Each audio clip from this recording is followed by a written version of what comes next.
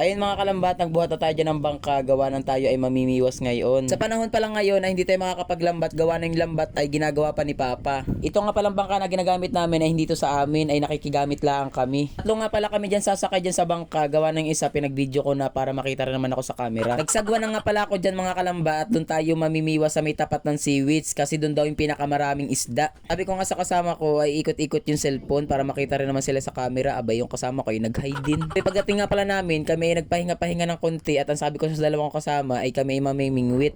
Sabi naman sige mamimingwit tayo at tayo mangunguha muna ng pain. Abay sa sobrang lakas naman ng hangin, abay napapadpad kami kung saan saan. Hindi ko na nga pala binidyohan yung pagpundo namin dito sa may malapit sa seaweeds. Ay nagsimula agad ako dyan maghulog. Abay sa unang hulog ko, abay nakakuha agad ako dyan ng isa. Sa mga hindi po pala nakakaalam kung anong isda nito, ito po itinatawag na sigapong itim dito sa amin sa Quezon. Hindi ko lang po alam kung anong tawag sa inyo nito. Pakita ko nga pala sa inyo kung gaano karami yung aming nahuli. Ayan, sobrang dami niyan. Yung iba po niya na hindi ko talaga nabidyohan siya at gawa ng sobrang lakas na ng ulan. Pwedeng-pwede na to pang sigang mga kalambat. Siya nga pala ay marami sa akin nagsasabi tuwing naglalakad ako dito sa amin sa lugar ay kung ako daw ay nagtutuloy pa sa pagbablog. Abay nagtutuloy pa ako sa pagbablog man din. Sabi sa akin i-shoutout ko daw sila. Sabi ko naman abay next time i-shoutout ko kayo. Nagsimula na nga pala kami diyan umuwi gawa ng sobrang lakas na ng hangin at saka ulan. Itong mga isdang ito ay lilinisan ko na gawa ng talagang gutom na talaga kami at gustong gusto ko na matikman itong bagong huli namin. Abay hindi ko na nga pala nabidyohan yung mga paglilinis ko dito sa isda at saka yung pagluluto ko. Isang sagwan nga lang pala ang gamit ko dyan. Gawa ng pag sinagwanan ko sa kaliwa, pupunta naman sa kanan. Pag pinagwanan ko naman sa kanan, pupunta sa kaliwa. Abay niluluko na tayo nitong hangin na ito. Abay mas maganda talaga dito ay dalawa ang sagwan. Gawa ng kaliwa kanan yan. Gawa ng pag isa lang talaga ang sagwan mo ay talagang mahihirapan ka sa sobrang lakas naman ng hangin.